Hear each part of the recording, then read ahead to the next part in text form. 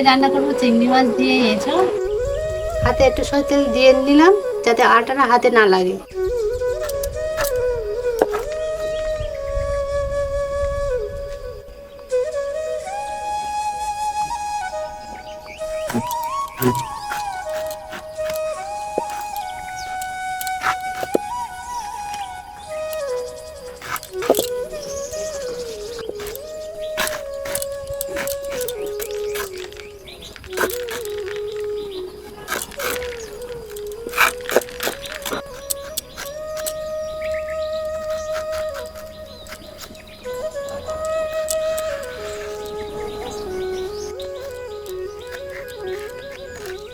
সেটা খুব কচি না?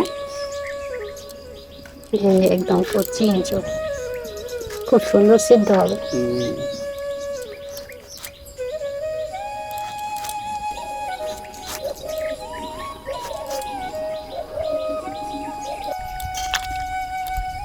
জলে সামান্য লবণ আর হলুদ দিয়ে দেবো যাতে এঁচোড়টা না কালো হয়ে যায়।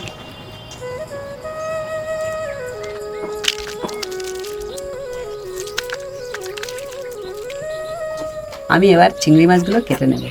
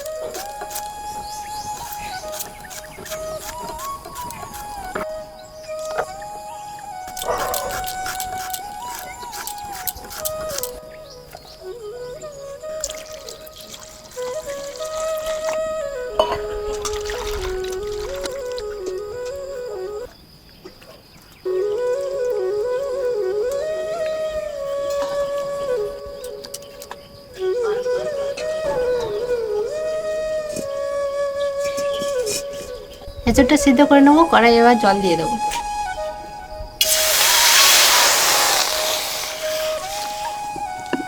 জলে দিয়ে দেবো সামান্য লবণ আর হলুদ গুঁড়ো।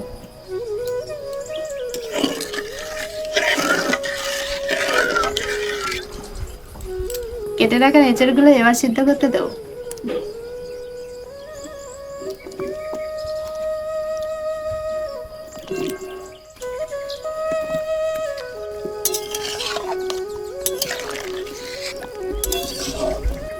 সিদ্ধ হওয়া পর্যন্ত চাপা দিয়ে দেবো। চিংড়ি মাছের লবণ আর হলুদ গুঁড়ো মাখিয়ে নেবে।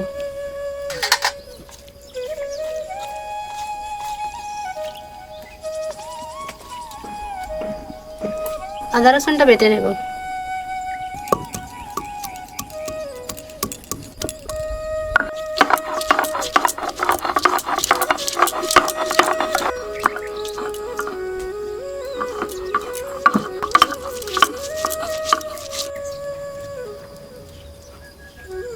কাঁচা লঙ্কা, কাজু, পোস্ত বেটে নেবো একসঙ্গে।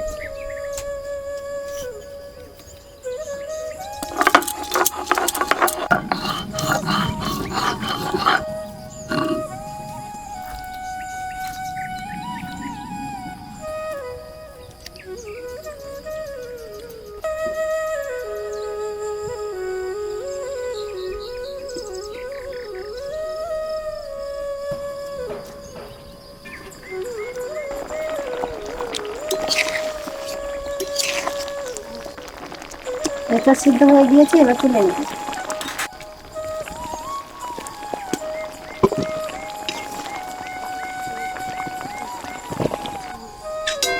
কড়া ভালো করে ধুয়ে নিয়েছি।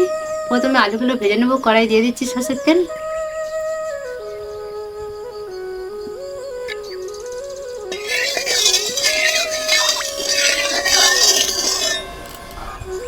তেল গরম হয়ে গিয়েছে, এবার আলুগুলো ভেজে নেব।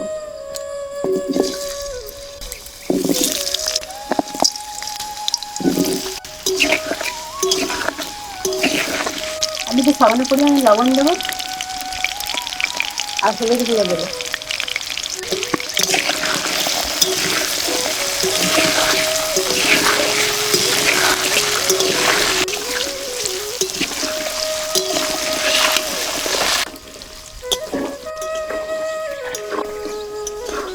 আলুগুলো ভাজা হয়ে গেছে, এবার তুলে নেব।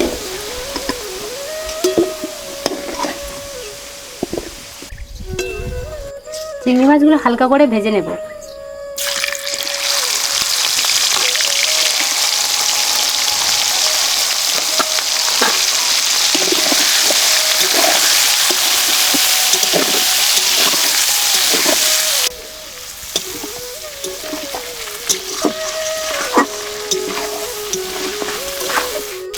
চিংড়ি মাছগুলো হালকা করে ভেজে নিয়েছি, এবার তুলে নেব।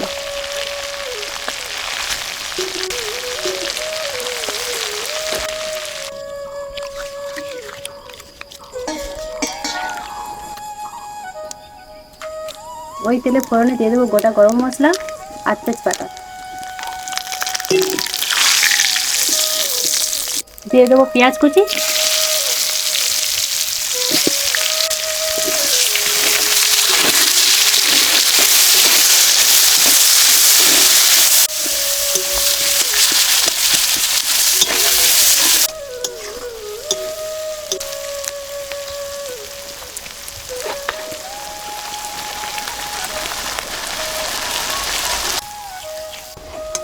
পেঁয়াজটা ঠিক এইরকম ভাবে ভেজে নিয়েছি।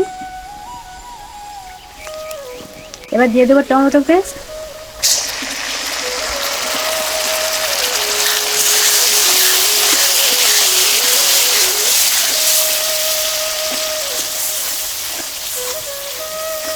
সামান্য লবণ দিয়ে দেবো।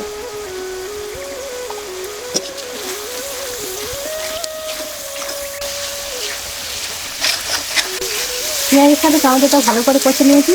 এবার দিয়ে দেবো আদা রসুন বাটা।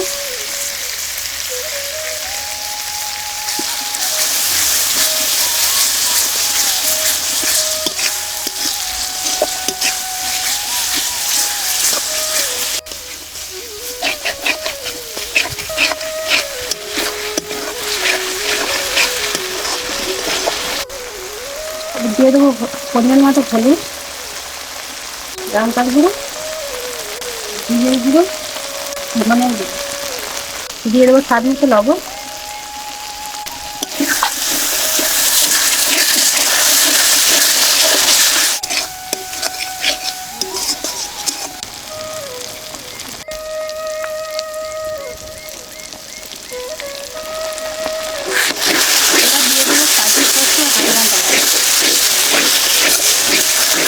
বাটিটা ধুয়ে একটু জল দেবো।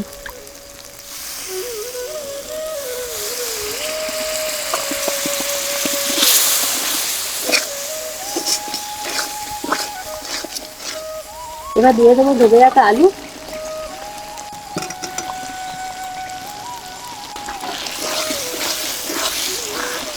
আর সিদ্ধ করা এঁচড়।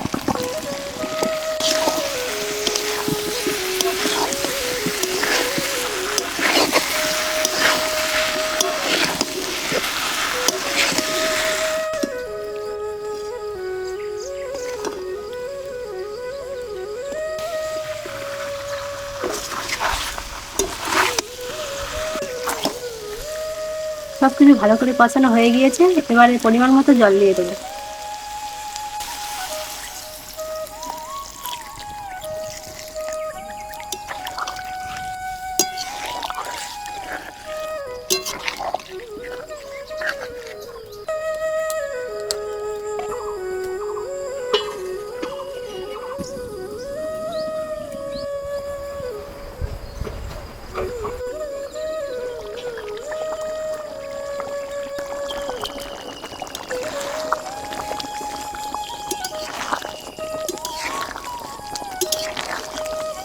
এবার ভেজে রাখা চিংড়ি মাছগুলো দিয়ে দেবো।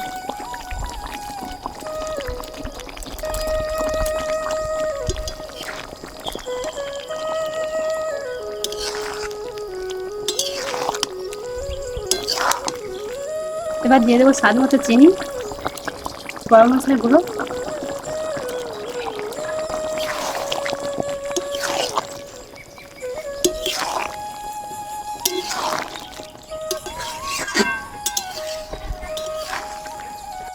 সবশেষে এরকম পরিমাণে ঘি দিয়ে দেবো।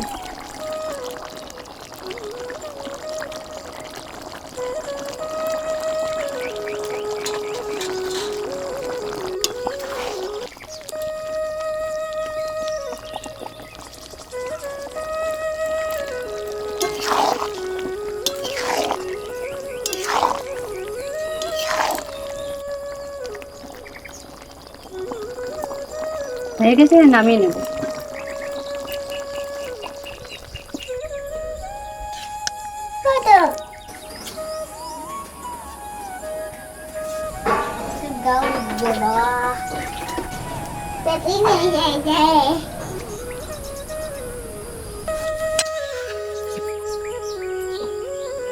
কেচোর এঁচোড় এঁচোড়। এটা পুরাও ওটা খেয়ে দেখ কি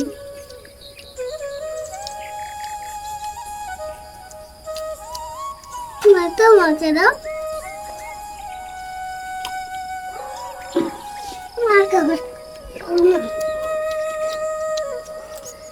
তোমার চিংড়িটা খুব ভালো হয়েছে। খুব ভালো হয়েছে।